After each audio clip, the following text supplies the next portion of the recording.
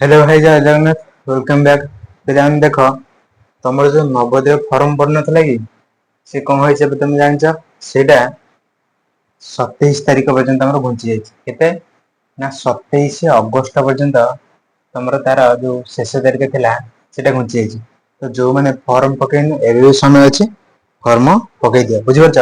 ତ ଦେଖିବାକୁ ଗଲେ ଆମର ରହିଲା ଅଗଷ୍ଟ, ସେପ୍ଟେମ୍ବର, ଅକ୍ଟୋବର, ନଭେମ୍ବର 4 ମାସ ରହିଲା ଆମ ପାଖରେ। କାହା ପାଇଁ ନା ନବୋଦୟ ପରୀକ୍ଷା ପାଇଁ ପୁରା ନିଆଁ ନିଆଁ ଧୂଆଁ ଧୂଆଁ କରିବା ଆମେ ଡିସେମ୍ବର 13ରେ ଆମର ପରୀକ୍ଷା ହେଇଯିବ ନା ନାଇଁ। ତ ଆମର କଣ ହଉଛି 4 ମାସ ରହିବା। ତ ଯଦି ଆମେ 4 ମାସକୁ ମାସକୁ ଯଦି ଆମେ 30 ଦିନ ଲେଖା ହିସାବ କରିବା ତାହେଲେ ଆମର 4 ମାସକୁ କେତେ ହେଇଯିବ ନା 120 ଦିନ ହେଇଯିବ। କେତେ ହେଇଯିବ ନା 120 ଦିନ ହବ। ତ ଆରାମସେ ଏବେଠୁ ପଢାପଢି ପୁରା ଷ୍ଟାର୍ଟ କରିଦିଅ। ଜମା ତରବର ଜମା ହବନି। ସବୁବେଳେ ଆରାମସେ କୁଲ ମାଇଣ୍ଡରେ ପାଠ କରିବ। ଦେଖ ମୁଁ ଗୋଟେ କଣ କରିଛି ତମ ପାଇଁ, ତମ ପାଇଁ ମୁଁ ଭାବିଛି ଏଇ କ୍ଲାସଟା କଣ କରାହବ ନା ସବୁ ଫ୍ରିରେ ମୁଁ ଅପଲୋଡ କରିବାକୁ ଚାହୁଁଛି। ଏଇ ବହିଟା ହଉଛି ଗୋଟେ ମାନେ ବେଷ୍ଟ ବୁକ୍ ବହି। ଯୋଉଟା କହୁଛ ବେଷ୍ଟ ବୁକ୍ କହନ୍ତିନି କି ବେଷ୍ଟ କମ୍ପାନୀ ବୁକ୍, ଏହା ହଉଛି ବେଷ୍ଟ କମ୍ପାନୀର ବୁକ୍ ଯାହା ନାଁ ହଉଛି ନାଳନ୍ଦା। କିନ୍ତୁ ଯାହାକି ତାଙ୍କ କୌଣସି ଯୋଉ କଳିଯୋଡା ହେଇଛି କଣ ହେଇଛି ସେ ବହି ଆଉ ଛାପୁ ନାହାନ୍ତି। ତା ବହୁ ପୁରୁଣା ବହି, ମାନେ ବହୁତ ପୁରୁଣା ମାନେ ଏଇ ଏ ବର୍ଷ ଆସିନି ଗୋଟେ ଦି ବର୍ଷ ପଛର ବହି ଗୁଡାକ। ଯାହା ଫଳରେ କଣ ହଉଛି ନା ଏଇଥିରୁ ତ ପ୍ରାୟ ସବୁ କୋଶ୍ଚିନ୍ ପଳେଇଆସିବ ଟାଇପ ୱାଇଜ କୋଶ୍ଚିନ୍ ଦେଇଛି। ତ ମୁଁ ଚାହୁଁଛି ସବୁ ଜାଗାରେ ଯଦି ଗୋଟେ ଲାଇନ ବାଇ ଲାଇନ ଯେତକ ସବୁ ଅଛି ଆମର ନବୋଦୟ ପରୀକ୍ଷା ଯାହା ଯାହା ସବୁ ପଡିବ ସିଲାବସ ଅନୁସାରେ ସବୁ ଯାକ କରିଦେବି।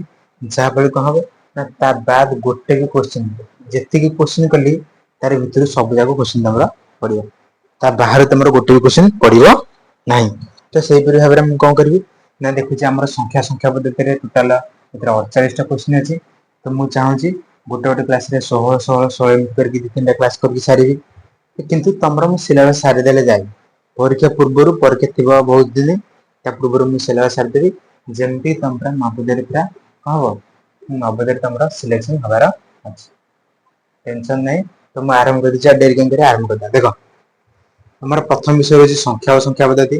ଜାଣିଲ ତମେ ସବୁ ଏବେ ବି ସମୟ ଅଛି। କେତେ ପିଲା ଭାବୁଥିବେ ଆରେ ହେ ମୁଁ ତ ଜାଣିନି ଭଗ୍ନାଂଶ ମିଶାଣ ଫେଡାଣ ଜାଣିନି କେମିତି କଣ କରିବି। ଆରେ ହେଇ ମୁଁ ତ ଲସାଗୁ ଜାଣିନି କେମିତି କଣ କରିବି। କିଛି ଟେନସନ ନାହିଁ। ତମ ପାଖରେ ଯିଏ ବଡ ଭାଇ ଭଉଣୀ ଅଛନ୍ତି ତାଙ୍କୁ ଡାକିକି କହିଦିଅ ମୋର ଆଉ 4 ମାସ ସମୟ ଅଛି। ମତେ ଛୋଟ ଛୋଟ ଯୋଉ ସାଧାରଣ ଜିନିଷ ଭଗ୍ନାଂଶ ମିଶାଣ ଫେଡାଣ ଗୁଣନ ହରଣ ଏଗୁଡା ସବୁ ଶିଖେଇ ଦିଅ। ଆଉ ରିଜନିଂ ଯୋଉ ମାନସିକତା ମୁଁ ନିଜେ ଉଡେଇଦେବି। ଗପ ଗୀତ ମୁଁ ନିଜେ ଉଡେଇଦେବି। ଖାଲି କଣ ତ ସାଧା ଜିନିଷ ଗୁଡା ଶିଖିଯାଅ। ତାପରେ ଆସ ଏଇ କ୍ଲାସ ଦେଖିଦିଅ ତମର ଖେଳ ଖତମ। ସବୁ ଏଇ ଭିତରୁ ସବୁ ପଡିବ କିଛି ନାହିଁ ଖାଲି ମିଶାଣ ଫେଡାଣ ଆସୁଛି ଚାଲିବ। ଖାଲି ମିଶାଣ ଫେଡାଣ ଗୁଣନ ହର ଆସୁଛି ଚାଲିବ। ଦେଖ ଆମର ଅଛି ସଂଖ୍ୟା ଓ ସଂଖ୍ୟା ପଦ୍ଧତି ଦେଖିପାରୁଛ ତମେ। ଆମେ କଣ କରିବା ନା ଡାଇରେକ୍ଟ ଆମେ କୋଶ୍ଚିନ୍ ଆନ୍ସର ଉପରେ ଫୋକସ କରିବା। ଜାଣିପାରୁଛ ଆମର କୋଶ୍ଚିନ୍ ଆନ୍ସର ଉପରେ ଆମେ କଣ କରିବା ଫୋକସ କରିବା। ତରବର ଜମା ହବନି। ଆରାମସେ ଦେଖିବ କୁଲ ମାଇଣ୍ଡରେ ଟେନସନ ଜମା ନବ ନାହିଁ। ଦେଖାଯାଉଛି ଆମର ଭିଡିଓ ଟା ବୁଝିଲେ କି ନାଇଁ ସବୁବେଳେ ତରବର ହବନି ପାଠ ଟା ବୁଝିବ। ଲେଖା ହେଇଛି କଣ ନା 1 ନମ୍ବର କୋଶ୍ଚିନ୍ ଆମର ଦେଇଦେଇଛି 5 ଅଙ୍କ ବିଶିଷ୍ଟ ବୃହତ୍ତମ ସଂଖ୍ୟା ଅଛି। କଣ ଦେଇଛି ନା 5 ଅଙ୍କ ବିଶିଷ୍ଟ ବୃହତ୍ତମ ସଂଖ୍ୟା ଆଉ 3 ଅଙ୍କ ବିଶିଷ୍ଟ କ୍ଷୁଦ୍ରତମ ସଂଖ୍ୟା। କଣ କହିଛି ଦେଖା ଯାଉଛି ପୁରା କ୍ଲିୟର ତ ଆମର ଭିଜିବୁଲ ହଉଛି ଗଲା। ଆଚ୍ଛା 5 ଅଙ୍କ ବିଶିଷ୍ଟ ଯୋଉ ବୃହତ୍ତମ ସଂଖ୍ୟା ସେ କିଏ ହବ ତମ ପାଇଁ ମୁଁ ଲେଖିଦଉଛି। ନା 5 ଅଙ୍କ ବିଶିଷ୍ଟ 5 ଅଙ୍କ ବିଶିଷ୍ଟ ବୃହତ୍ତମ ସଂଖ୍ୟା କିଏ ସେ ହବ। ମୁଁ କହିଦଉଛି ଶୁଭାଯାଉଛି କ୍ଲିୟର ଆମର 5 ଅଙ୍କ ବିଶିଷ୍ଟ ବୃହତ୍ତମ ସଂଖ୍ୟା ହବ 5 ରେ 9 1 2 3 4 5। ତ ଯେକୌଣସି ଅଙ୍କ ବିଶିଷ୍ଟ ବୃହତ୍ତମ ସଂଖ୍ୟା ପଚାରିବ ତମେ ସେତିକିଟା ନ କରିବ। ମାନେ 1 ଅଙ୍କ ବିଶିଷ୍ଟ ବୃହତ୍ତମ ସଂଖ୍ୟା କଲେ ଗୋଟେ ନ, 2 ଅଙ୍କ ବିଶିଷ୍ଟ ବୃହତ୍ତମ ସଂଖ୍ୟା କଲେ ଦିଟା ନ, 3 ଅଙ୍କ ବିଶିଷ୍ଟ ବୃହତ୍ତମ ସଂଖ୍ୟା କଲେ ତିନିଟା ନ, 5 ଅଙ୍କ ବିଶିଷ୍ଟ ବୃହତ୍ତମ ସଂଖ୍ୟା କହିଛି ଆମେ କଣ ଲେଖିଦେବା ନା 5ଟା ନ ଲେଖିଦେବା ସଇଲା। ଏବେ ପଚାରିଛି ପୁଣି 3 ଅଙ୍କ ବିଶିଷ୍ଟ କ୍ଷୁଦ୍ରତମ ସଂଖ୍ୟା। ଆଚ୍ଛା 3 ଅଙ୍କ ବିଶିଷ୍ଟ କ୍ଷୁଦ୍ର ସଂଖ୍ୟା କେତେ ନା 1 ଲେଖିବ। ଯେତେ ସବୁ କ୍ଷୁଦ୍ରତମ ସଂଖ୍ୟା ପଚାରିବ ସବୁଥିରେ ତମେ ଷ୍ଟାର୍ଟିଂ ରୁ 1 ଲେଖିବ। ଆଉ ତାପରେ 3 ଅଙ୍କ ଯେହେତୁ କହିଛି ଇଏ ତ ଗୋଟେ ଅଙ୍କ ପଳେଇଲା ଆଉ ଦିଟା ରହିଲା ଆଉ ଦିଟା ଶୂନ୍ୟ ରହିବ। ଜାଣିଲ ତାହେଲେ ଆମେ ଲେଖିଦବା 3 ଅଙ୍କ ବିଶିଷ୍ଟ କ୍ଷୁଦ୍ରତମ ସଂଖ୍ୟା କିଏ ନା 100। କୋଶ୍ଚିନ୍ ପଚାରିଛି ଆର ଯୋଗଫଳ କେତେ ଆମେ ଆକୁ ମିଶେଇବା। ମିଶାଣ ତ ଗାଁରେ ଆମ ଗାଁରେ ସବୁ ବଚା ପିଲାଙ୍କୁ ସମସ୍ତଙ୍କୁ ଆସିଛି। ମିଶାଣ କାହାକୁ ଆସୁନି ତାହେଲେ ତମେ ମିଶେଇଦବ। କେମିତି କରିବ ନା 9 ରେ 0 ମିଶିଲେ 9, 9 ରେ 0 ମିଶିଲେ 9, 9 ରେ 1 ମିଶିଲେ 10, 0 ରେ 0 ହେଲେ 1 ପୁଣି ଏଠି 9 ରେ ସେ 1 ଟା ମିଶିଲେ ହେଲା 10, 0 ରେ ହେଲା 1 ପୁଣି 9 ରେ 1 ମିଶିଲେ ହେଲା 10। ତାହେଲେ ଆମେ ଯଦି କହିପାରିବା କଣ ହେଇଗଲା ନା 1,99,000। 1,99,000 ଅନେଶତ କୋଉଠି ଅଛି କୋଉ ଅପସନ ରେ ନା ଅପସନ ନମ୍ବର ସି ରେ ଅଛି 1 10 ଶହ ହଜାର ହେଲା ଏଠି ଅଛି ନା ଦେଖିଦେଲ ପୁରା ଆରାମସେ ଦେଖିଦେଲ ଆରାମସେ ଦେଖ ନାଇଁ ତାହେଲେ କଣ ହେଇଗଲା ଆମର ଉତ୍ତର 1,00,000 ଜାଣି ହଉଛି ପୁରା ଆରାମ ସେ ଟେंशन लेने का नहीं 2 नंबर दाब देखिए ସବୁ ଗୋଟେ ଖାତା ଆଜିଠୁ ଗୋଟେ ଖାତା କରିଦିଅ ଏବେ ବି ସମୟ ଅଛି କିଛି ସମୟ ଯାଇନି ସମୟ ଅଛି ଆଚ୍ଛା 2 ନମ୍ବର କଣ ଦେଲା 8 କୁ ଶତକ ସ୍ଥାନରେ ରଖି 8 କୁ ଶତକ ସ୍ଥାନରେ ରଖି କଣ କରିବା ଆମେ ଓ ତା ସହିତ ଅଲଗା ଅଲଗା ସଂଖ୍ୟାକୁ ସବୁ ନେଇଯିବା ଅଲଗା ଅଲଗା ଅଙ୍କ ଯାହା ବି ଅଛି ଆମେ ନବା କିଛି ଅସୁବିଧା ନାହିଁ କିନ୍ତୁ କଣ ହବ ନା ଗଠନ କରାଯାଇ ପାରୁଥିବା 4 ଅଙ୍କ ବିଶିଷ୍ଟ କ୍ଷୁଦ୍ରତମ ସଂଖ୍ୟା ହବ ଆଚ୍ଛା 4 ଅଙ୍କ ବିଶିଷ୍ଟ କ୍ଷୁଦ୍ରତମ ସଂଖ୍ୟା ହେଇଥିବ ସତ କିନ୍ତୁ ଆଉ କଣ ନା 8 କୁ ଆମେ ଶତକ ସ୍ଥାନରେ ରଖିବା ଆଚ୍ଛା ତାହେଲେ 8 ଶତକ ସ୍ଥାନରେ କୋଉଠି ହେଇଛି ଏଇ 4ଟା ଅପସନ ଭଲସେ ଲକ୍ଷ୍ୟ କର ଭଲସେ ଲକ୍ଷ୍ୟ କର ଭଲସେ ଦେଖ କଣ ଦେଖ 1 10 ଶହ ତାହେଲେ ଶତକ ସ୍ଥାନରେ 8 ଅଛି କି ନାଇଁ ଅଛି ତାହେଲେ ଏଇଟା ହେଇପାରେ ଆଚ୍ଛା ଦେଖ ଏଠି 1 10 ଶହ ଶତକ ସ୍ଥାନରେ 8 ଅଛି କି ନାଇଁ ତାହେଲେ ଏଇଟା ଆମର ଉତ୍ତର ହବନି ଆଚ୍ଛା ଏଠି ଦେଖ ସେ କହୁଛି କଣ ନା 4 ଅଙ୍କ ବିଶିଷ୍ଟ ଅଙ୍କ ବା ସଂଖ୍ୟା ହେବାର ଅଛି କିନ୍ତୁ ଏଠି କେତେ 1 2 3 4 ଏଇଟା ବି ହେଇଯାଉଛି ନୁହଁ କିନ୍ତୁ ସପ୍ତମ ଆମେ ଦେଖିଦବା ଆଉ ହଉ ଠିକ ଅଛି ମୁଁ କଣ ଦେଖିବା ନା ସପ୍ତମ ଆଚ୍ଛା 1 10 ଶହ ଶତକ ଘରେ ଆମର 8 ଅଛି କି ନା ନାହିଁ ତାପରେ ଅପସନ ନମ୍ବର ଦିଟା ଚେକ୍ କରିଦବା ଆମେ ନା ନାଇଁ 1 10 ଶହ ଶତକ ଘରେ 8 ଅଛି ତାହେଲେ ଏଇଟା ବି ହେଇପାରେ ଆମର ଅପସନ ଏ ହେଇପାରେ ନହେଲେ ଅପସନ ଡି ହେଇପାରେ ହଁ ନାଇଁ କିନ୍ତୁ ଆଉ ଗୋଟେ କଥା ସେ କହୁଛି କଣ ହବ ନା କ୍ଷୁଦ୍ରତମ ହବ ସାନ ହବାର ଅଛି ଉତ୍ତରଟା କଣ ହବାର ଅଛି ଆମର ନା ସାନ ଦେଖାଯାଉଛି ତ ଆମର କ୍ଲିୟର ହଁ ଉତ୍ତର ଆମର କଣ ହବାର ଅଛି ନା ସାନ ଆଚ୍ଛା ଅପସନ ଏ ଆଉ ଅପସନ ଡି ଭିତରେ ସାନ କିଏ ଦେଖିଲ ଏଇ ଦିଟା ଭିତରେ ଏଠି ଅଛି 1802 1802 ଆଉ ଏଠି ଅଛି 1823 ଆଚ୍ଛା ଦେଖ ଏପଟୁ ଷ୍ଟାର୍ଟିଂ ରୁ 1 ସମାନ ହେଇଗଲା 8 8 ସମାନ ହେଇଗଲା ତାପରେ 2 ପଡୁଛି ଇଏ କିନ୍ତୁ ଶୂନ ପଡୁଛି ତ ସାନ କିଏ ହେଇଯିବ ଇଏ ଖାଲି 2 ହଉଛି 1802 ହଉଛି ଆଉ ଗୋଟେ ଇଏ 23 ହଉଛି 2 ଆଉ 23 ଭିତରେ ସାନ କିଏ ନା ତମର ସାତ ଅପସନ ନମ୍ବର ଏ ହେଇଯିବ ଆମର ରାଇଟ ଆନ୍ସର 2 ଅଛି କିନ୍ତୁ ଏଠି ଲେଖା ହେଇଛି 23 ବେଶୀ ସାନ ପଚାରିଛି ଜାଣି ହଉଛି ପୁରା ଗଲା ତାପରେ ଆମେ ଯିବା କେତେ ନମ୍ବରକୁ ନା 3 ନମ୍ବରକୁ ପଳେଇବା 3 ନମ୍ବର ଦେଖ 3 ନମ୍ବର ଦେଖିଲ ନା 3 8 5 6 କଣ ଲେଖା ହେଇଛି କିରେ 3 8 5 6 4 କୁ ବ୍ୟବହାର କରି ଗଠନ କରାଯାଇ ପାରୁଥିବା ନ୍ୟୁନତମ ସମ ସଂଖ୍ୟା ନ୍ୟୁନତମ ସମ ସଂଖ୍ୟା ଆଚ୍ଛା କଣ କରିବା ଆମେ ନା ଆକୁ କଣ କରିବା ନା ବ୍ୟବହାର କରିବା ନ୍ୟୁନତମ ମାନେ କଣ ଛୋଟ ପୁଣି କଣ ପଚାରିଛି ଆମର ନା ସମ ସଂଖ୍ୟା ଆଚ୍ଛା ଦେଖିଲ ସବୁ ଅଙ୍କ ବ୍ୟବହାର ହବ 3 4 5 8 6 ଏଟା 3 5 8 6 4 ନ୍ୟୁନତମ ହବ ମାନେ ଛୋଟ ହବାର ଅଛି ତ ଆମର ଯଦି ଛୋଟ ହବ ଏଠି ଅଛି 3 ତାପରେ 4 କିନ୍ତୁ ଏଠି ରହିଯାଉଛି 3 ତାପରେ 5 ତ ଷ୍ଟାର୍ଟିଂ ରହୁଛି ଏଠି 34 ଷ୍ଟାର୍ଟିଂ ରହୁଛି 35 ମାନେ ଏଇଟା ତ ବଡ ହେଇଗଲା ଏଇଟା ତମେ କାଟିଦିଅ ବୁଝିପାରୁଛ ପୁରା ଆରାମସେ ନା ନାଇଁ ଗଲା ତାପରେ ଦେଖ ଏଠି ଅଛି 45 4 ରେ 5 ଏଇଟା ବଡ ହେଇଗଲା ଆକୁ ବି କାଟିଦିଅ କାହିଁକିନା ଆମର ଦରକାର କଣ ନ୍ୟୁନତମ ମାନେ ଛୋଟ ଏଠି ଅଛି 3 4 ତାମାନେ ଆମେ ଜାଣିଗଲେ ଅପସନ ଏ ଆଉ ଅପସନ ଡି ଭିତରୁ ଗୋଟିଏ ହବ ଆମେ କଣ ଜାଣିଗଲି ଏଇଟା ହବ ନହେଲେ ଏଇଟା ହବ ଦେଖିଦବା ଷ୍ଟାର୍ଟିଂ ରୁ କଣ ଅଛି 3 4 5 ଏପଟେ ବି ଅଛି 3 4 5 କିନ୍ତୁ ଏଠି ଅଛି 8 6 ଏଠି ଅଛି 6 8 ତାହେଲେ 8 6 ହେଇଗଲା 86 ହେଇଗଲା 68 ତାହେଲେ ଆମର ସାନ ଦରକାର ସାନ କିଏ ହେଇଗଲା ନା ସାନ ହେଇଯିବ ଆମର 68 ସାନ କିଏ ହେଇଗଲା ନା ସାନ 68 68 ଟା ସାନ ଆଉ 86 ଟା ବଡ ନାଇଁ କି ତ ଯେହେତୁ କହିଛି ନ୍ୟୁନତମ ମାନେ ଛୋଟ ଆମେ ଏଇଟା କରିଦବା ଆଉ ପୁଣି ସମ ସଂଖ୍ୟା ସମ ମାନେ ଯୁଗ୍ମ ଏକକ ଘରେ କଣ ଅଛି 8 ବି ଅଛି ଆର ଜାଣିପାରୁଛ ପୁରା ଆରାମସେ ଗଲା ନା ନାଇଁ ହେଲେ କଣ ଅଛି ନା ଯେଉଁ ସଂଖ୍ୟାର ଏକକ ଘରେ 0 2 4 6 ନାଇଁ କି 8 ଏଗୁଡାକ ଭିତରୁ ଯାହାବି ଗୋଟେ ରହିଯିବ ଏକ ଘରେ ଯାହାବି ଗୋଟେ ରହିଯିବ ସେ କଣ ହବ ନା ସେଇଟା ଆମର ଯୁଗ୍ମ ସଂଖ୍ୟା ହବ। ଭଲ ତାପରେ 4 ନମ୍ବରକୁ ଯିବା। ଦେଖାଯାଉଛି ପୁରା ଆରାମସେ ଦେଖାଯାଉଛି। ଦେଖାଯାଉଛି ଦେଖ କୋଶ୍ଚିନ କହିଛି ଦୁଇଟି ସଂଖ୍ୟାର ଯୋଗଫଳ ଦେଇଛି କେତେ ନା 8,00,000 ନା କେତେ ଏଇଟା 8,53,627 ହଁ ନା ନାଇଁ 8,53,627 ବଡ ସଂଖ୍ୟା ଟା ଦେଇଛି କେତେ ନା ଦେଇନିରେ ବଡ ସଂଖ୍ୟା ଛୋଟ ସଂଖ୍ୟା ଠାରୁ 15,805 ଅଧିକ। ତମକୁ କୁହାଯାଇଛି ଆରାମସେ କଣ କରିବ ନା ଯେତେବେଳେ ଦୁଇଟି ସଂଖ୍ୟା କଥା ଦେଇଥିବ ଆଉ ଯୋଗଫଳ ପଚାରି ଦେଇଛି ତମକୁ ଯୋଗଫଳ ଦତ୍ତ ଅଛି ଯୋଗଫଳ ତମକୁ ଦେଇଛି ଆଉ ବିୟୋଗ ଫଳ ବି ଦେଇଛି।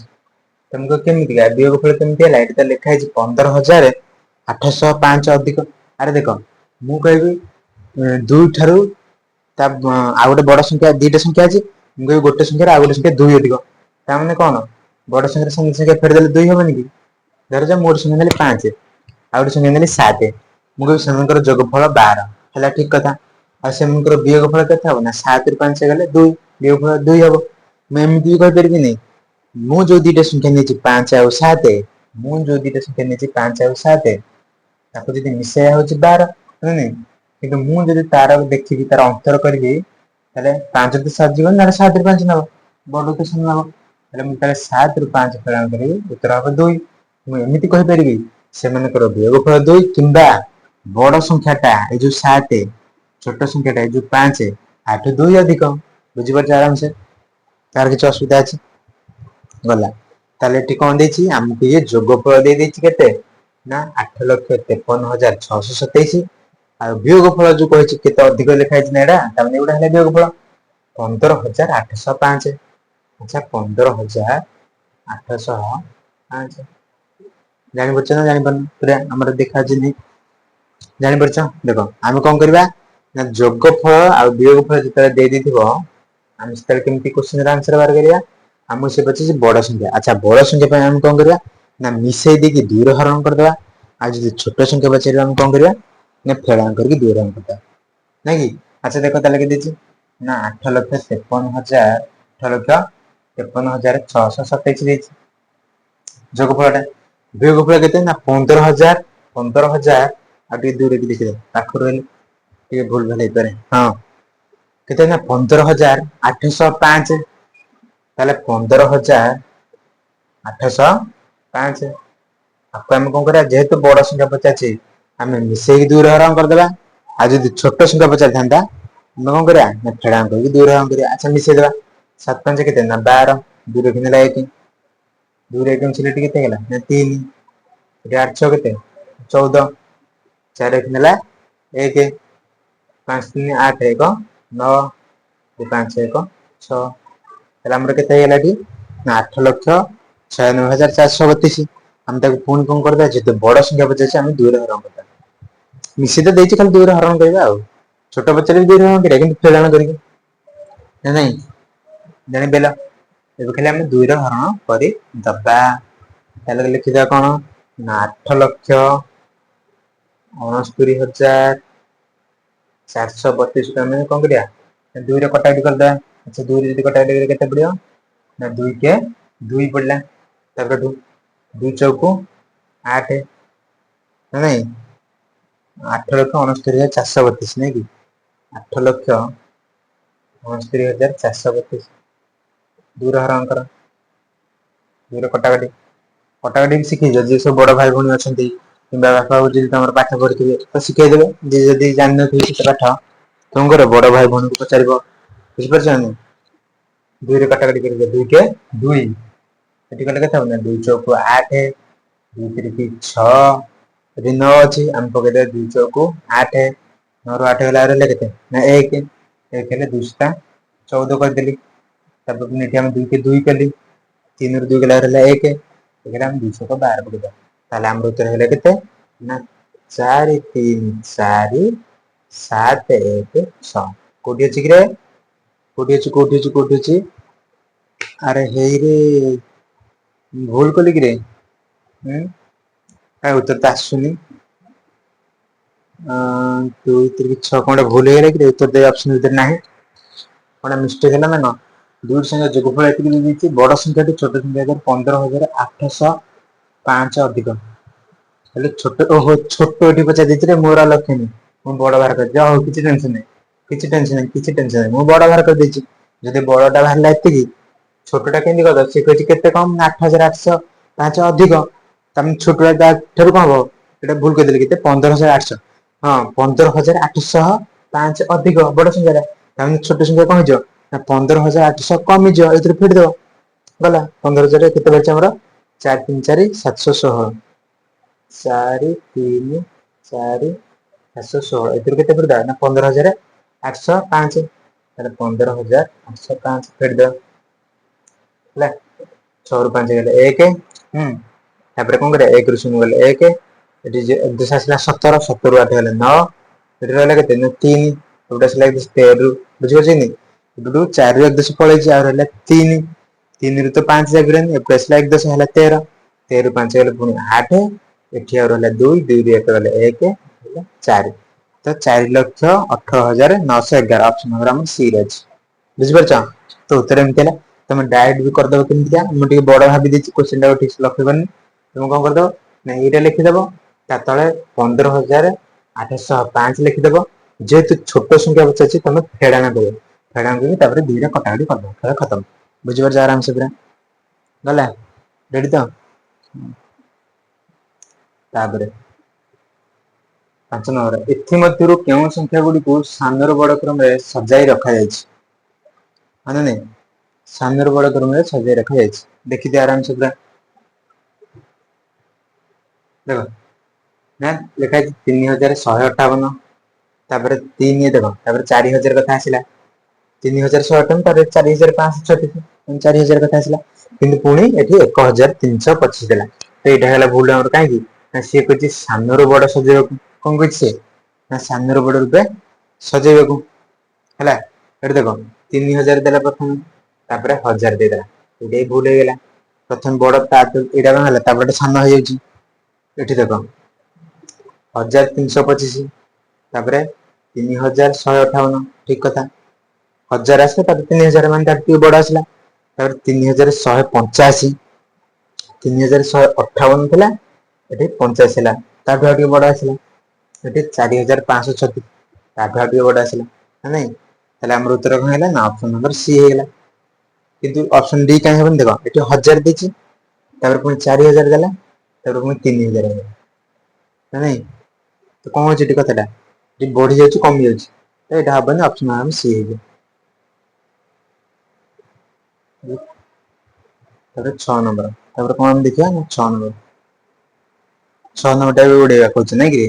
ହଉ, ନିମ୍ନ ସଂଖ୍ୟା ଗୁଡିକୁ ଛୋଟରୁ ବଡ କ୍ରମରେ ପୁଣି ସଜେଇବ। ପୁଣି ସେଇ ଏକା ପ୍ରକାର କୋଶ୍ଚିନ୍ ମାରିଦବ ତ, ଆଉ କଣ ଯେ ମାରିଦିଅ। ଦେଖାଉଛି ନାଇଁ ଖାଲି ଆମର କହିଦିଅ, ଥରେ ଖାଲି କହିଦିଅ, ଦେଖାଉଛି ନାଇଁ ଆମର ଖାଲି ଥରେ କହିଦିଅ।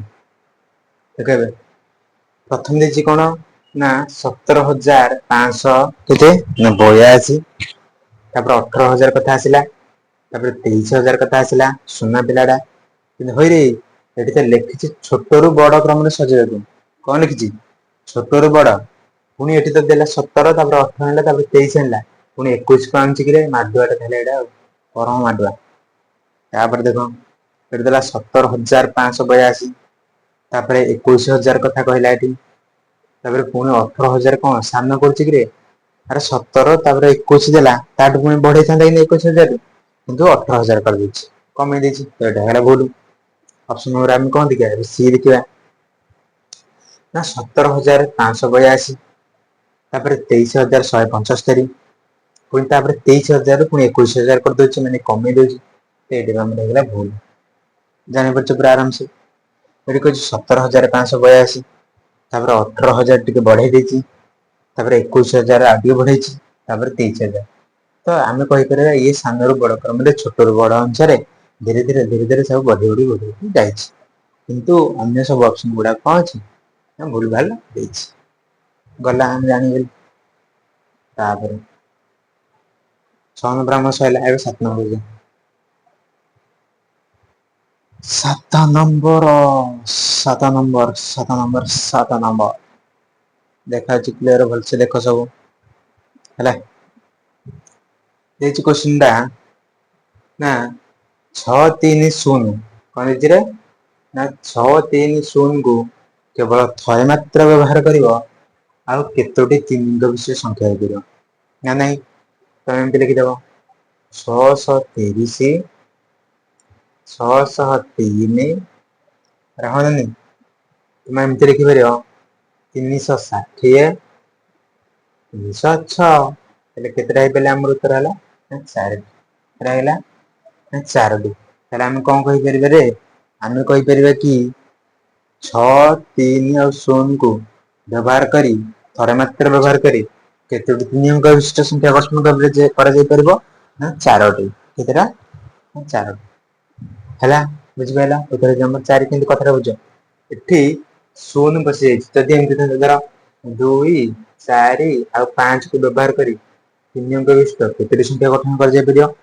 ତମେ କହିବ ସାର୍ ଏବେ ପରା ଆମେ ଏଇ ତିନିଟା ଅଙ୍କକୁ ନେଇକି ଯେତେବେଳେ ସବୁ ସଂଖ୍ୟା ଗଠନ କଲି କେବଳ 4ଟି ହିଁ ସଂଖ୍ୟା ହେଲା କଣ କହିବ ସାର୍ କେବଳ 4ଟା ପରା ସଂଖ୍ୟା ହେଲା ତାହେଲେ ମୁଁ ଉତ୍ତର 4 କରିଦେବା କି ନା ବର୍ଷା ନା ତାହେଲେ କଣ ହଉଛି ଦେଖ ନା ଆମେ କ୍ଲିୟର ଦେଖାଉଛି କି ନାଇଁ ଦେଖାଛି ନାଇଁ ଦେଖିଦେ ଟିକେ ହଁ ଆମେ କଣ କରିପାରିବା ନା ଆମେ ଲେଖିଦବା 2 4 5 ଇଏ ହେଇଗଲା ଗୋଟେ ସଂଖ୍ୟା ଆଚ୍ଛା ଆମେ ଏଇଠି 2 ଲେଖିକି ଏଇ 4 ଆଉ 5 କୁ ଖାଲି ବଦଳେଇଦବା 5 4 ଲେଖିଦବା 254 ଆରେ ଇଏ ହେଇଯିବ ଗୋଟେ ସଂଖ୍ୟା ଆରେ ହଁ ନା ନାଇଁ ତାହେଲେ ପ୍ରଥମ ଘରେ ଆମେ 2 କି ଲେଖିଦେଲି ଏବେ ପ୍ରଥମ ଘରେ ଆମେ 4 କରିକି ଦେଖିବା ଯଦି ଆମେ ପ୍ରଥମ ଘରେ 4 ଆଣିବା ତାହେଲେ 4 2 5 425 କରିଦବା ଆରେ ହଁ ନା ନାଇଁ ଯଦି ଆମେ ପ୍ରଥମ ଘରେ ସେଇ 4 ରଖିକି ଏଇ 2 5 କୁ ଖାଲି ଏପଟ ସେପଟ କରିଦବା ତାହେଲେ 452 ହେଇଯିବ ଆରେ ହଁ ନା ନାଇଁ ପୁଣି ଆହୁରି ଦିଟା ସଂଖ୍ୟା ହେଇଗଲା ଏବେ ଆମେ କଣ କରିଦବା ନା ପ୍ରଥମ ଘରେ 2 କୁ ରଖା ହେଲା ପ୍ରଥମ ଘରେ 4 କୁ ରଖା ହେଲା ଏବେ ଆମେ କଣ କରିଦବା ନା ପ୍ରଥମ ଘରେ 5 କୁ ବି ରଖିଦବା ଯଦି ଆମେ 5 କୁ ରଖିଦବା ତାହେଲେ 5 24 କରିପାରିବା ଆଉ 5 କୁ ରଖିକି 5 42 କରିପାରିବା ତାହେଲେ ଆମେ କେତେଟା ସଂଖ୍ୟା ପାଇଲେ ଏଠି ତମେ କହିବ ସାର୍ ଆମେ ପରା ଏଠି 6ଟା ସଂଖ୍ୟା ପାଇଲେ କେତେଟା ସଂଖ୍ୟା ପାଇଲେ ଆମେ ନା 6ଟା ସଂଖ୍ୟା ପାଇଲେ ବୁଝିପାରୁଛ 6ଟା ସଂଖ୍ୟା ପାଇଲେ ଆଉ କଣ ହଉଛି ନା ପ୍ରତ୍ୟେକ ଯୋଉ ତିନିଟା ଅଙ୍କ ନେଇଛ 2 ନେଇଛ 2 4 ଆଉ 5 ତିନିଟା ଅଙ୍କ ପ୍ରତ୍ୟେକ ଗୋଟାକୁ ବାଁ ପଟେ ରଖିକି ଯେତେବେଳେ କରୁଛ ବାଁ ପଟେ 2ଟା ରହୁଛି 2 ଦି ଥର ରହିଲା ପୁଣି 4 ଦି ଥର ରହିଲା 5 ଦି ଥର ରହିଲା ତ ଏଇ ପ୍ରକାର ରହୁଛି ନାଇଁ ତମେ ସବୁ ଭଲସେ ଲକ୍ଷ୍ୟ କରିପାରୁଛ କହିଲେ କି ନାଇଁ ତାହେଲେ ଆମେ କହିପାରିବା କଣ ସାର୍ ଯେତେବେଳେ ଆମେ 2 4 5 କୁ ନେଇକି ସବୁ ତିନି ଅଙ୍କ ବିଶିଷ୍ଟ କେତୋଟି ସଂଖ୍ୟା ଗଠନ କରାଯାଇ ପାରିବ ଆଉ ଥରେ ମାତ୍ରା ବ୍ୟବହାର କରିକି ଆମେ ଏଗୁଡା କଲି ଆମେ ଦେଖିଲି ପ୍ରଥମ ଘରେ ପ୍ରଥମ ଘରେ ଆସିଛି 2 ଦି ଥର ଆସିଛି ସବୁଠି 2 ଦି ଥର ପ୍ରଥମ ଘରେ 2 ଥର ଆସିବ ଦ୍ୱିତୀୟ ଘରେ 2 ଥର ଆସିବ ତୃତୀୟ ଘରେ ବି 2 ଥର ଆସିବ ସବୁ ଜିନିଷ 2 ଆସିବ 4 ଆସିବ 5 ଆସିବ ତ ତମକୁ ବୁଝେଇବା ପାଇଁ କହୁଛି 4 ବି 2 ଥର ଆସୁଛି ଏମିତି ଆସୁଛି ତାପରେ କଣ ଅଛି 5 ବି 2 ଥର ଆସୁଛି ତାହେଲେ କଣ ହଉଛି ଆମେ ଦେଖିଲି ଟୋଟାଲ ଆମର 6ଟା ସଂଖ୍ୟା ହଉଛି ଟୋଟାଲ କଣ କେତେଟା ହଉଛି ନା 6ଟା ସଂଖ୍ୟା ହଉଛି ଆଉ କଣ ହଉଛି ନା ଆମେ ନେଇଥିଲେ 2 4 5 ତିନିଟା ଅଙ୍କକୁ ନେଇକି ନେଇଥିଲେ ତିନିଟା ଅଙ୍କକୁ ନେଇକି ନେଇଥିଲି ତାମାନେ 6କୁ ଯଦି ଆମେ 3ରେ ହରଣ କରିଦବା ତାହେଲେ ଆମେ କହିବା 2ଟି ଲେଖାଏଁ ପ୍ରତ୍ୟେକ ସଂଖ୍ୟାକୁ ନେଇକି ପ୍ରତ୍ୟେକ ସଂଖ୍ୟାକୁ ଯଦି ଏକ ଘରେ ରଖି 2ଟା ଯାକ ସଂଖ୍ୟା ଗଠନ କରାଯାଇ ପାରିବ ଏକ ଘର ହଉ କି ତମେ ବାଁ ପଟ ଯେମିତି କର ବୁଝିବା ପାଇଁ ମୁଁ ଗୋଟେ କହୁଛି ପ୍ରତ୍ୟେକ ସଂଖ୍ୟାକୁ ଧର ବାଁ ପଟେ ରଖିଲ ଯେତେ 3ଟି ହଉ 4ଟି ହଉ ଯାହା ବି ହଉ ବାଁ ପଟେ ରଖିକି 2ଟା ସଂଖ୍ୟା ହେଲା ପୁଣି କଣ କରିବ ଆଉ 2 କି ଗଲା ବାଁ ପଟେ ରଖି 2ଟା ସଂଖ୍ୟା 4 କୁ ରଖି 2ଟା ସଂଖ୍ୟା 5 କୁ ରଖି 2ଟା ସଂଖ୍ୟା ତାମାନେ ଆମେ କହିପାରିବା ଗୋଟେ ସଂଖ୍ୟାକୁ 2ଟା ଲେଖାଁ ଭାଗ ପଡ଼ିଲେ 3ଟା ସଂଖ୍ୟାକୁ 6ଟା ହେଲା ମାନେ କାହିଁକି କହୁଛି ଏତେ ତମେ ତ ସାର୍ ଏମିତି ଖାଲି ଲେଖି ଦେଇଥାନ୍ତ କିନ୍ତୁ ଦେଖ ଯେତେବେଳେ କହିଦବ ମାନେ ଗୋଟେ 5 6ଟା 7ଟା ଅଙ୍କ ଦେଇଦବ 7ଟା ନୁହଁ ଗୋଟେ କହୁଛି ଗୋଟେ ଧର ବଡ ଅଙ୍କ ଦେଇଦେଲା 4 5 ଟିକିଆ କି 6 ଟିକିଆ ଆଉ ଯଦି ଧର ଶୂନ ବାଲା ଦେଇଦେଲା ତ ତମେ ତାକୁ ସେମିତି କଲାକୁ ଡେରି ହବ ନା ତାର ଗୋଟେ ଫର୍ମୁଲା ଅଛି ବୁଝିପାରୁଛ କି ନାଇଁ କାହିଁ କହୁଛି ଦେଖ ଯଦି ତମକୁ କହିଥିଲା ଧର ଏମିତି ଦେଇଦେଲା 3 4 5 7 ଯାହା ବି ହଉ 4ଟା ଅଙ୍କ କିନ୍ତୁ ଶୂନ ନଥିବ କିନ୍ତୁ କଣ ନଥିବ ନା ଶୂନ ନଥିବ ତାକୁ ନେଇକି କେତୋଟି ଏଠି 4ଟା ଅଙ୍କ ଅଛି 4 ଅଙ୍କ ବିଶିଷ୍ଟ କେତୋଟି ସଂଖ୍ୟା ଗଠନ କରାଯାଇପାରିବ ତମେ କଣ କରିବ ନା 4ଟା ଅଙ୍କ ଅଛି ନା 1 2 3 4 ଡାଇରେକ୍ଟ ଗୁଣିଦବ କେତେଟା ହବ ନା 1 ଦୁଗୁଣେ 2 2 ତିରିକି 6 6 ଚଉକେ କେତେ ନା 24 6 ଚଉକେ କେତେ ନା 24 ତମେ କହିପାରିବ 24ଟି ସଂଖ୍ୟା ଗଠନ କରିବ ତମେ ଚାହିଁଲେ ବି ଏଗୁଡାକୁ 4ଟାକୁ ନେଇକି 24ଟା ପରେ ଲାଇନ ବାଇ ଲାଇନ ଲେଖିଦବ କିନ୍ତୁ ମୁଁ ଲେଖୁନି ଜାଣିକି ନା ଟାଇମ ଯିବ ଆହୁରି 5 10 ମିନିଟ ଯିବ ସେଥିପାଇଁ ମୁଁ ଏଇଟା ଲେଖୁନି ଗଲା। ତାହେଲେ ଯଦି ଏମିତି ଦେଇଦବ କୋଶ୍ଚିନ୍ ଟା ଧର 1 2 କିନ୍ତୁ ଶୂନ କୁ ଛାଡିକି ଶୂନ ନଥିବ 3 4 5 6 ଏମିତି ଦେଲା। ତାହେଲେ ଆକୁ ନେଇ କେତେ ଅଙ୍କ ଗଠନ କରାଯାଇ ପାରିବ ମାନେ କେତେଟା 1 2 3 4 5 6 6 ଟା ଅଙ୍କ ଅଛି 6 ଅଙ୍କ ବିଶିଷ୍ଟ କେତେ ସଂଖ୍ୟା ଗଠନ କରାଯାଇ ପାରିବ ତମେ ଲେଖିଦବ ଡାଇରେକ୍ଟ 1 2 3 4 5 6 6 ଯାଏଁ ଅଛି ତ 6 ଟାକୁ ଡାଇରେକ୍ଟ ଗୁଣିଦେବ ଯେତିକି ହେଲେ ଉତ୍ତର ସେତିକି ହେଲା। ଯଦି ତମକୁ ସାର ହେଇଛି ନା ଏଠି 1 2 3 4 5 6 ଅଛି ବୋଲି ତମେ ଗୁଣିଦେଲ ଧର ଆରେ ସେ କଥା ନୁହଁ ଯେତିକିଟା ଅଙ୍କ ଅଛି ଧର ମୁଁ ଲେଖିଛି 2 6 7 ଲେଖିଲି ଏଠି 3 ଲେଖିଲି ଏଠି 8 ଲେଖିଲି ପୁଣି ଏଠି 9 ଲେଖିଲି ସେଇ କେତେଟା ସେଇ 6 ଟା ଅଙ୍କ ହେଲା କି ନାଇଁ ତ 6 ଟା ଅଙ୍କ ବୋଲି ମୁଁ ସିରିଏଲରେ 6 ପର୍ଯ୍ୟନ୍ତ ଗୁଣନ କରିଛି। ସାତଟା ମାନେ ତା ମାନେ ନୁହଁ କି ଖାଲି 2 ରୁ 6 ଯାଏଁ ଦେଇଦେବ ସେମିତି କିଛି ନାହିଁ କି 2 ରୁ 7 ଯାଏଁ ଦେଇଦେବ ସେମିତି କିଛି ନାହିଁ। ତମେ ଟୋଟାଲ ଦେଖିଦବ କେତେଟା ଅଙ୍କ ଅଛି 1 ରୁ ସେତିକି ଯାଏଁ ଗୁଣିଦେଲ ତମର ଉତ୍ତର ପାଇଗଲ ସେତିକିଟା ସଂଖ୍ୟା ଗଠନ କରାଯାଇ ପାରିବ କେତେଟା ଥରେ ମାତ୍ର ବ୍ୟବହାର କରିକି ହେଲା। ଥରେ ମାତ୍ର ବ୍ୟବହାର କରିକି କିନ୍ତୁ ତା ଭିତରେ ଯଦି ଶୂନ ବସିଯିବ କଣ ହବ ଯଦି ଶୂନ ବସିଗଲେ କଣ ହବ ଧରାଯାଉ 2 4 ଆଉ ଶୂନକୁ ନେଇ କେତେଟା ତମେ ଜାଣିଛ କିନ୍ତୁ ଆରେ କେତେଟା ହେଇପାରିବା କଥା ଏଇ ତିନିଟା ଅଙ୍କ ଅଛି ଆମେ 1 ଗୁଣନ 2 ଗୁଣନ 3 ତାହେଲେ ଆମର କେତେ ହେଇଯିବା କଥା ନା 6ଟି ସଂଖ୍ୟା ହବା କଥା କିନ୍ତୁ ଏଠାରେ 6ଟି ହବନି କାହିଁକି ନା ଦେଖ ଯଦି ତମେ ଏମିତି କରୁଛ 240 ଲେଖୁଛ ଠିକ କଥା 204 ଲେଖୁଛ ଠିକ କଥା 402 ଲେଖୁଛ ଠିକ କଥା 420 ଲେଖୁଛ ଠିକ କଥା ଏଇ 4ଟା ହେଇଗଲା ଏଇ 4ଟା ହିଁ ହବ ଆଉ ଯଦି ଯୋଉ ଦିଟା କଣ ଅଛି ନା ପ୍ରଥମ ଘରେ ତମେ ଯଦି ଶୂନକୁ ନେଇ କରିବ 0 2 4 ହବ ଆଉ 0 4 2 ହବ କିନ୍ତୁ ପ୍ରଥମ ଘରେ ବାମ ପଟୁ ଶୂନର କୌଣସି ମୂଲ୍ୟ ନଥାଏ ତ ଏଇଟାକୁ 2 ଅଙ୍କ ବିଶିଷ୍ଟ ସଂଖ୍ୟାରେ ସେ ଗଣନ କରାହବ। କିନ୍ତୁ ଏଠି 3ଟା ଅଙ୍କ ଦେଇଛି 3 ଅଙ୍କ ବିଶିଷ୍ଟ ସଂଖ୍ୟା ପଚାରିଛି ନା ତ ଏଇପରି ଭାବରେ ଆମର 2ଟା ସଂଖ୍ୟା କଟି ଯାଉଛି। ତ ଏଇଟା ସିନା ଛୋଟଟେ ଥିଲା ବୋଲି ଆମେ ଲେଖିକି ଜାଣିଗଲେ ବଡ ଥିଲେ କେମିତି କରିବ ନା ବଡରେ ଥିଲେ ଏମିତି କରିବ ତମେ ଜାଣିଛ କଣ ହବ ନା 6ଟା ହେଇପାରିବ କଣ ଜାଣିଛ ନା 6ଟା ସଂଖ୍ୟା ଗଠନ କରାଯାଇ ପାରିବ ତାପରେ ଦେଖିଦବ ତାପରେ ଯୋଉ 3ଟା ଅଙ୍କ ଅଛି ନା ଦେଖିବ ଏଇଠି ମାକ୍ସିମମ୍ କେତେଟା ଅଙ୍କ ଦେଇଛି 3 ର ହରଣ କରିବା 6ଟି ସଂଖ୍ୟା ହେଇପାରିଲେ 6 କୁ 3 ରେ ହରଣ କଲେ କେତେ ପଇଲା 2ଟା ଲେଖା ପଇଲା ହଁ ନାଇଁ ଯେତିକି ଦେଇଥାଉ 3ଟା ଅଙ୍କ ଦେଇଛି ମୁଁ 3 ରେ ହରଣ କରିବି 4ଟା ଅଙ୍କ ଦେଲେ 4 ରେ ହରଣ କରିବି ହେଲା ତ 2 ରୁ ପଇଲା ଯେତିକି ଭାଗଫଳ ପଇଲା ସେତିକି କଣ କରିଦବ ଫେଡିଦବ 6 ରୁ 2 ଗଲା ଆଉ ରହିଲା କେତେ 4 ଆଉ ରହିଲା କେତେ ନା 4 ଦେଖ ମୁଁ ଆଉ ଗୋଟେ କହୁଛି ଧର ମୁଁ କହିବି 7 8 9 ଓ 0 କୁ ଥରେ ମାତ୍ର ବ୍ୟବହାର କରି 4 ଙ୍କ ବିଶିଷ୍ଟ କେତେଟା ସଂଖ୍ୟା ଗଠନ କରାଯାଇ ପାରିବ ତମେ କଣ କରିଦବ ନା ସେଇ ଫର୍ମୁଲା ପକେଇ ଲେଖିବ 1 ଗୁଣନ 2 ଗୁଣନ 3 ଗୁଣନ 4 ଟୋଟାଲ କେତେଟା ହବା କଥା ନା 1 2 2 2 3 6 6 ଚଉକୁ 24 ପ୍ରକୃତରେ 24 ଟା ହେଇଥାନ୍ତା ଯଦି ଏଠି ଶୂନ ନଥାଇକି ଆଉ ଗୋଟେ ଥାନ୍ତା କିନ୍ତୁ ଯେହେତୁ ଶୂନ ରହୁଛି ତମେ କଣ କରିବ ପୁଣି 4ଟା ଅଙ୍କ ଅଛି ନା 1 2 3 4 ସେ 24 କୁ ପୁଣି 4 ରେ ଭାଗ କରିଦବ 24 କୁ ତମେ ଯେତେବେଳେ 4 ରେ ଭାଗ କରୁଛ କେତେ ପଡିଯାଉଛି ନା 6 ପଡିଯାଉଛି ଯେତିକି ଭାଗଫଳ ପଡିବ ସେତିକି ଫେଡିଦବ ତାହେଲେ 24 ରୁ 6 ଗଲେ କେତେ ରହିଲା କିରେ ନା ରହିଲା 18 ବୁଝିପାରୁଛ ସମସ୍ତେ ପୁରା କ୍ଲିୟର ବୁଝିପାରୁଛ ନା ବୁଝିପାରୁନ କ୍ଲିୟର ବୁଝିପାରୁଛ ଟି ହଁ ନା ନାଇଁ ମତେ ଖାଲି ଥରେ କହିଦିଅ ଖାଲି ବୁଝିପାରୁଛ ନାଇଁ ଥରେ କହିଦିଅ ଭଲ ଏବେ ଆଉ ଗୋଟେ ତମ ପାଇଁ ଉଦାହରଣ ନେଇଯାଉଛି ଧରାଯାଉ କହିଦବା 8 2 0 5 ଆଉ 7 5ଟା ଅଙ୍କ ହେଲା ଆକୁ ଥରେ ମାତ୍ର ବ୍ୟବହାର କରି କେତୋଟି 5 ଅଙ୍କ ବିଶିଷ୍ଟ ସଂଖ୍ୟା ଗଠନ କରାଯାଇ ପାରିବ ତମେ ମୁଁ ସେଠୁ ଶିଖିଛି ତମକୁ ଯେତିକି ଅଙ୍କ ଦେଇଥିବ 1 ରୁ ଲଗାତାର ଗୁଣିବ ମାନେ 1 ଗୁଣନ 2 ଗୁଣନ 3 ଗୁଣନ 4 ଗୁଣନ 5 କାହିଁକି ନା ଏଠି 5ଟା ସଂଖ୍ୟା ଅଛି 1 2 3 4 5 ତାହେଲେ କେତେ ହେଇଛି ନା 1 2 2 2 3 6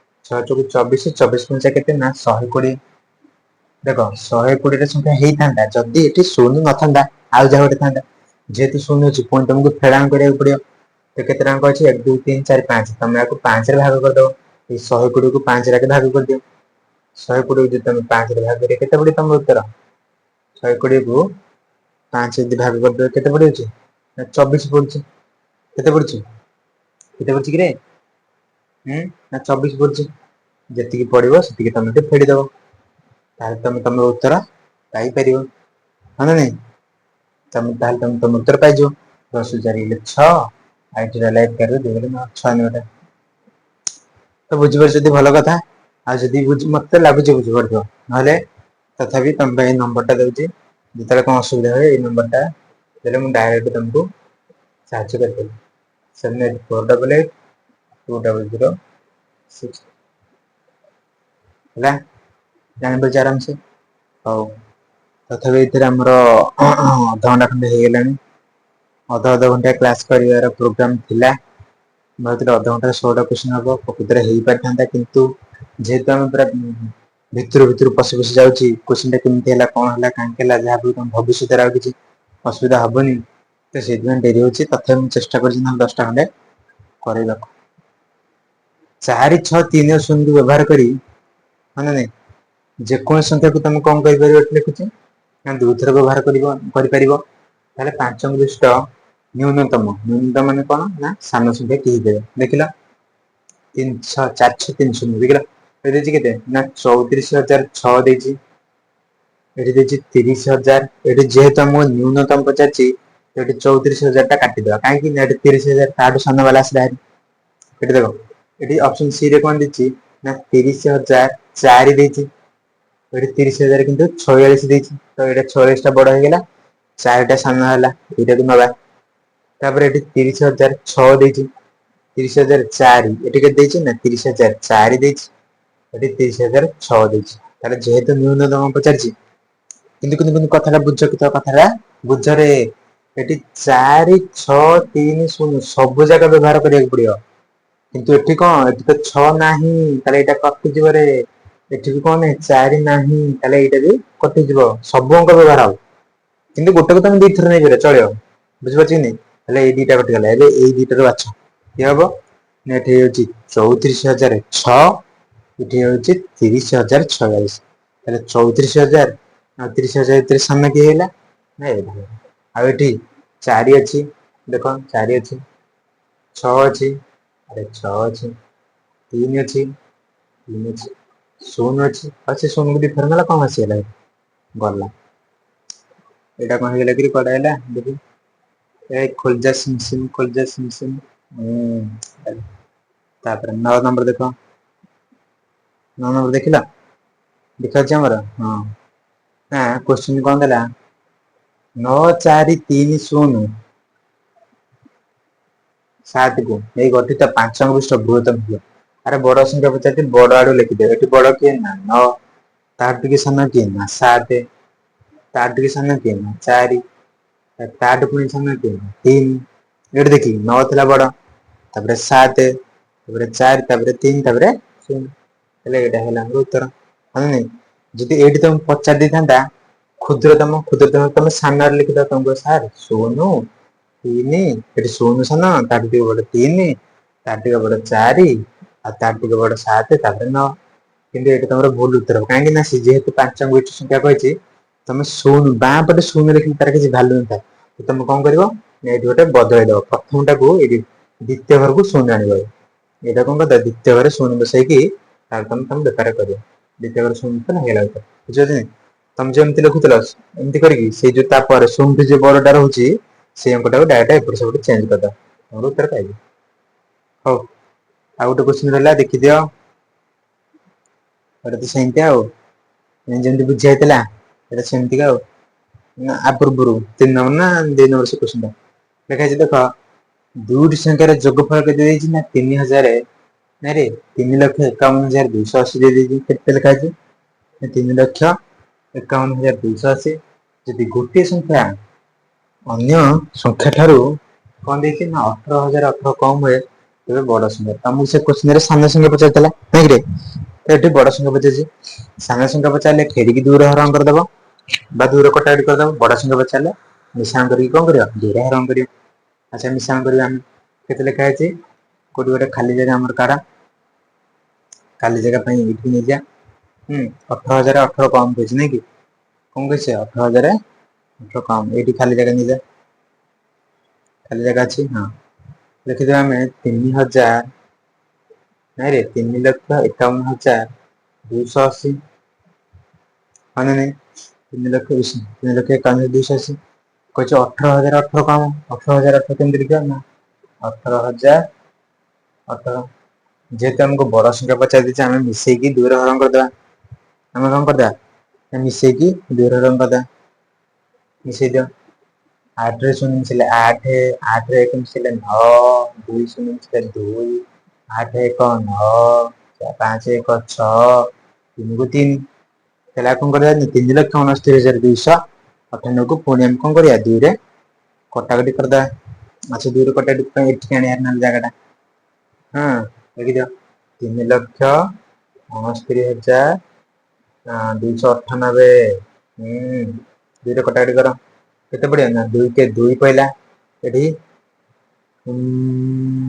2 କେ 2 ପଇଲା 3 ରେ 2 ଗଲେ 1 ରହିଲା ହେଲା 16 2 16 2 ଚଉକୁ 8 9 ରୁ 8 ଗଲେ ରହିଲା କେତେ 1 ହେଲେ 12 2 ଚଉକୁ 12 ପୁଣି 2 ଚଉକୁ 8 ବଳିଲା 1 2 18 ତ କଟାକଟି ତମେ ଭଲସେ ଶିଖି ଯାଅ ସବୁ ଶିଖିପାରିଲ ନା ଜାଣିପାରିଲେନି ଆଉ ଥରେ ନହେଲେ କହିଦଉଛି।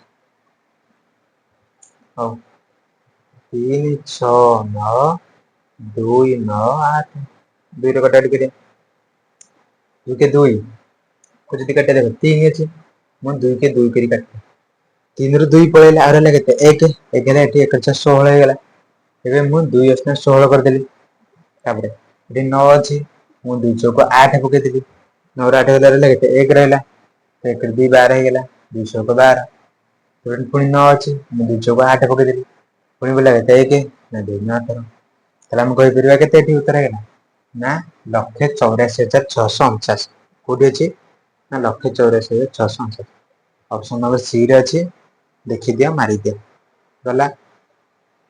ହଉ ତାହେଲେ ଆମର ଏମିତି 10ଟା କ୍ୱେଶ୍ଚନ ତାହେଲେ ହଉ ପାଟି କଣ ହେଇଗଲେ ପୁରା ଇଏ କରି ହଉ ବୁଝିଲ କି ନାଇଁ ତାହେଲେ ତମର ପୁରା ଫ୍ରିରେ ଚାଲିଛି ପୁରା ୟୁଟ୍ୟୁବରେ ଏଟା ଫ୍ରିରେ ଚାଲିବ ଆଉ ଆମର ଆପରେ ବି ଚାଲିଛି ଆପରେ ବାଦଲ ସର ଅଫିସିଆଲ ଆପ୍ ବାଦଲ ସର ଅଫିସିଆଲ ଆପରେ ସବୁ ଚାଲିଛି ସେଠି କିଛି ନାହିଁ ପୁରା ଆରାମସେ ତମେ ତ ଅଫଲାଇନରେ ତମକୁ ଅଧିକ ପଇସା ତମେ ଗୋଟେ ମାସକୁ 1,000 ଟଙ୍କା ଦେଇକି ପଢୁଥିବ ବର୍ଷକୁ ତମେ କେତେ 10-12 ହଜାର ଦେଇକି ପଢୁଛ OFFICIAL ଅଫିସିଆଲ ସେଠି ତମର ପହଞ୍ଚି ଗଲା 500 ଟଙ୍କାରେ ମାତ୍ର ପଢା ହଉଛି ବର୍ଷକୁ ମାତ୍ର 500 ଠିକ ଅଛି ରଖିଦଉଛି ଆଉ ଜୟ ଜଗନ୍ନାଥ।